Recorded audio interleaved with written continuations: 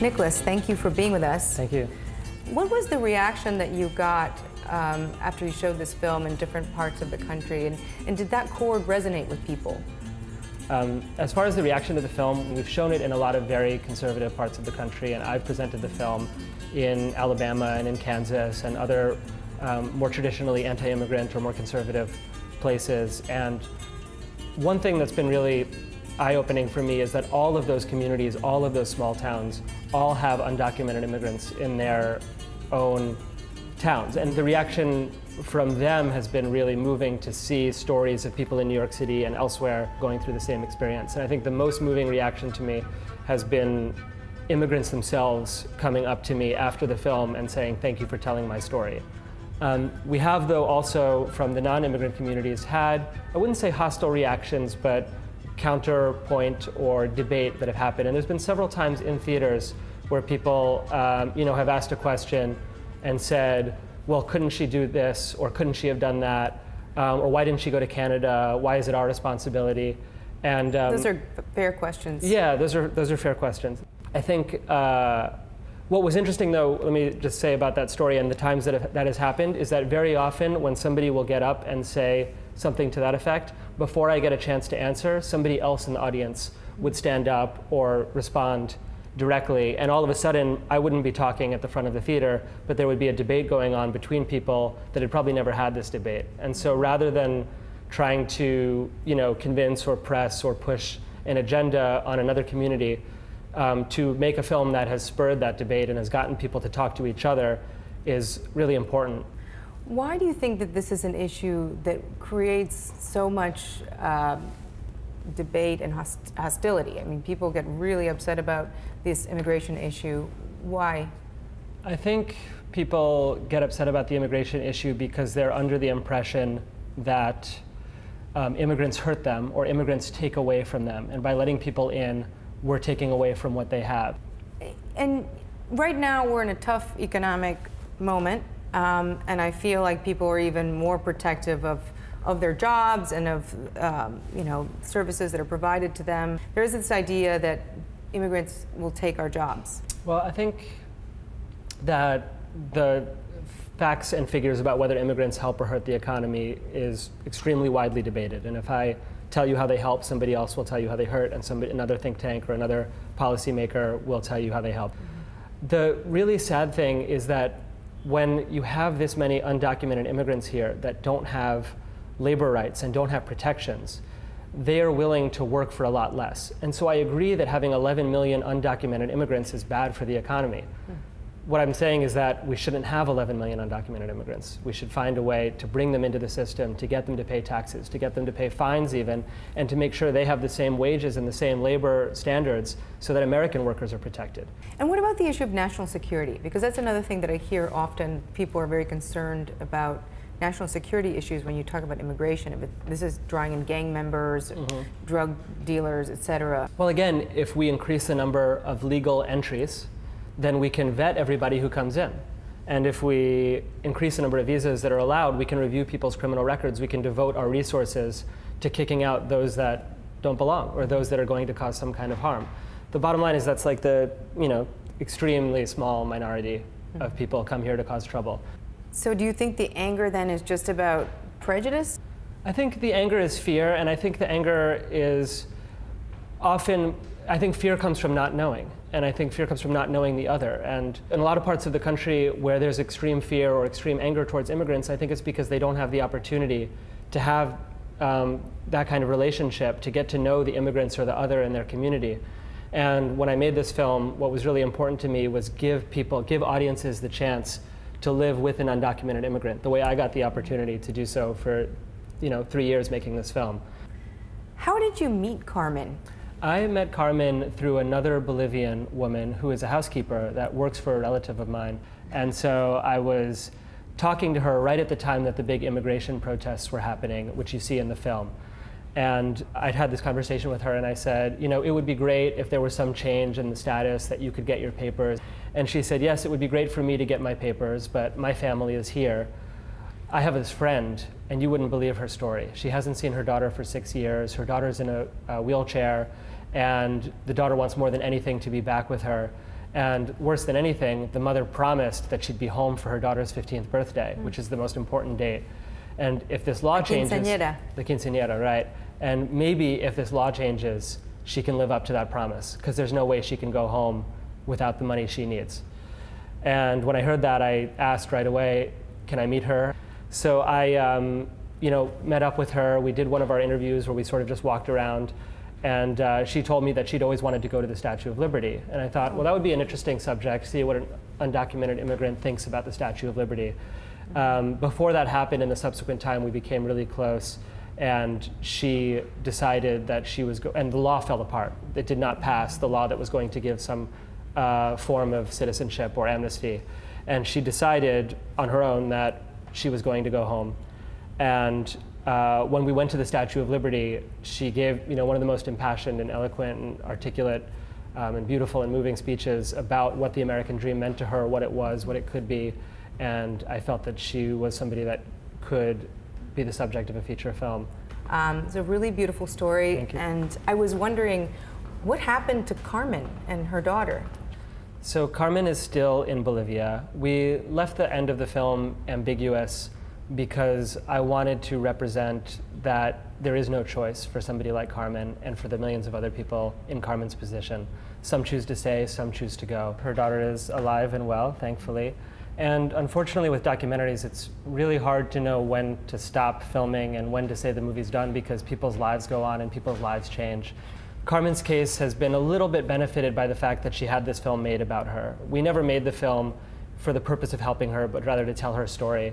But fortunately, after seeing the film, many audience members have been moved and have donated to a fund that I've set up for Carla's education and for Carla's healthcare. I thought that somebody at immigration at the ICE in Washington would see it and shed a tear and grab a rubber stamp and stamp approved on her visa application. And that didn't happen. That did not happen. I wanted the movie to end with Carmen and Carla at the Statue of Liberty together, gazing off towards the new American dream. But unfortunately, that's not the way it happened, and it still hasn't been the case that Carmen's been able to come legally. Fortunately, through the film, we've been able to raise some money for the family, and that's helped keep Carla in therapy, keep Carla going to school.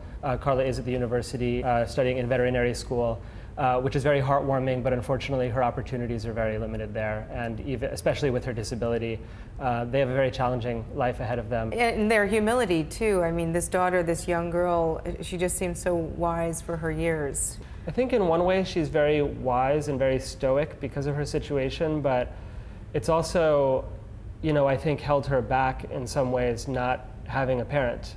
Carla has grown up so much in the years since Carmen came home, in the years since the movie was made, because when you don't have a parent, she's very childish in the movie and she loves animals and kiddie birthday parties, but she's 15 years old at the time. So on one hand, not only is somebody like Carmen suffering, but the ways in which families back home are affected is also very tragic. And the one good outcome of her coming home is the ability to grow up and become a young woman that she has since the movie was made. And you use the Statue of Liberty symbol a lot. She doesn't believe in the American dream, though.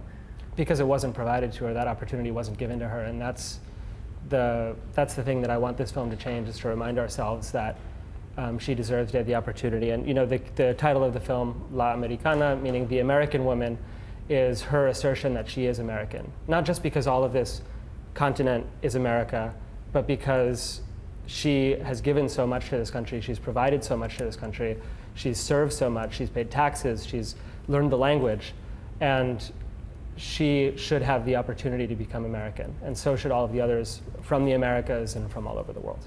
And I got the sense from the film that Carmen she regretted her decision to go back. At some point, she was questioning her decision, I should say, because she sort of realized that her savings were running out and that she wanted to come back. Does she want to come back to the U.S.? I think Carmen would love to come back legally to the U.S. if there were any way to do it. And that's a dilemma. Being with your daughter or being able to care for your daughter is a dilemma that's not going to solve itself one day, or you're going to feel the same way every day. In some ways, Carmen's story is unusual, not because of so much that happened to her or what happened to her daughter, but rather that she made that decision to go home. So often when I show the film to undocumented immigrants here, in the States, people will come up to me and tell me, oh, I haven't seen my kids for 15 years, or I haven't seen my uncle for 20 years. My mother passed away, my father passed away, my brother passed away. I couldn't go back for the funeral, even though I would have loved to have been there. One of the things that was shocking to me is that her savings did seem to run out so quickly when she got back, which made me wonder, do you think that her sacrifice was worth it? I think Carmen had to come here to pay some of those bills that she had, but when she got home and discovered that her daughter had been miscared for, that her daughter's hip was broken, that her daughter, was really suffering, I think, in a way that maybe even she didn't realize without a mother. I don't know if I'm, one who could answer that it was worth it or not worth it. Was Carmen able to stay with her partner? Unfortunately, being apart not only causes this huge strain on the relationship with her daughter, but it also has been a big strain for the relationship with Jorge, who's in the film, because they have the same dilemma. What's interesting about Jorge's character to me, even though he loves Carmen deeply and loves Carla deeply, is that he's not willing to go back. And he really believes, unlike Carmen, in the American dream. What's amazing about Jorge, you see him briefly washing windows, is that he came here a few years before Carmen with nothing, didn't speak English or anything, and he walked up and down Madison Avenue where you see him in the film, and he knocked on the glass doors and late at night or early in the morning and would talk to the manager and ask if he could clean the windows. And today he has a cleaning company and he's got 3 other window washers working for him. And he, as he says in the film, he loves this country and he believes in it, and he's that, I think, counterexample to her. But because of that, he doesn't want to go back. And yet, even though he loves the family and he wanted to create a family of the 3 of them, he can't. Well, and I guess the question is, wherever you stand on this issue, looking at our immigration system that clearly is a broken system, why is it so difficult for people to go the legal route when they apply for citizenship? I think a lot of people don't understand that it's very difficult to go the legal route. Not so much that it's difficult, but that in many cases there really is no legal route.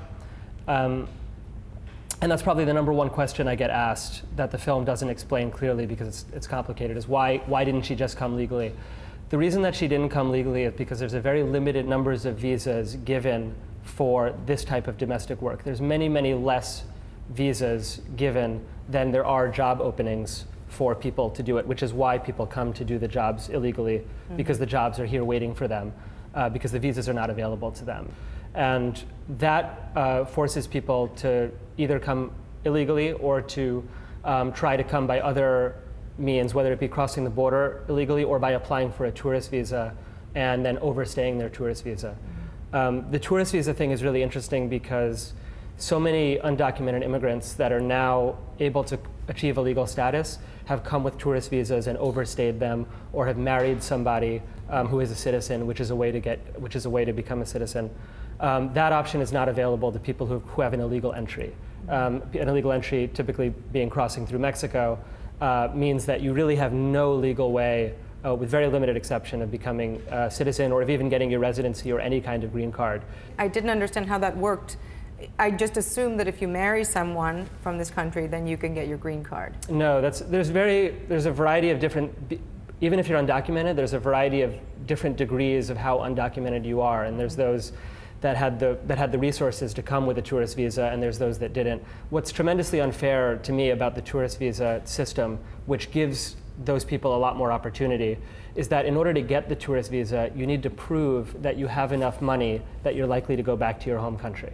So others in the film and others that I know who from Bolivia who are here now legally, they had $50,000 in the bank and a house and a car, and they bring all those papers to the American embassy in La Paz or whatever other country they come from, and they say, look how much money I have, look at this great job I have here, I'm not going to stay in the United States. Of course, they are planning to stay in the United States, and they do.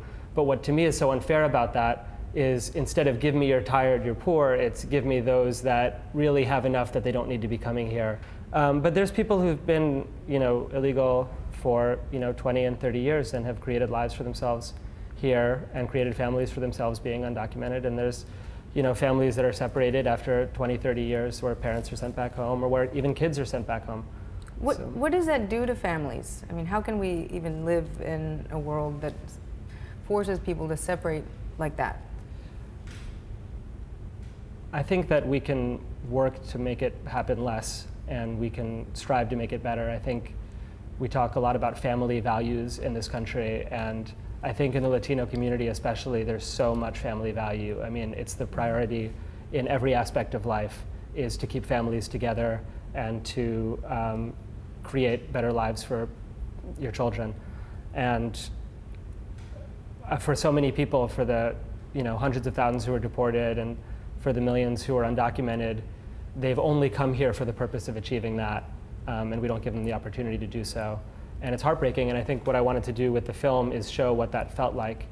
I think what's really important in all of this criticism of the US and in the criticism that Carmen makes of American immigration policy is to remember that the United States has probably the best immigration policy in the whole world. We've had at many times the highest number of foreign-born citizens in the world.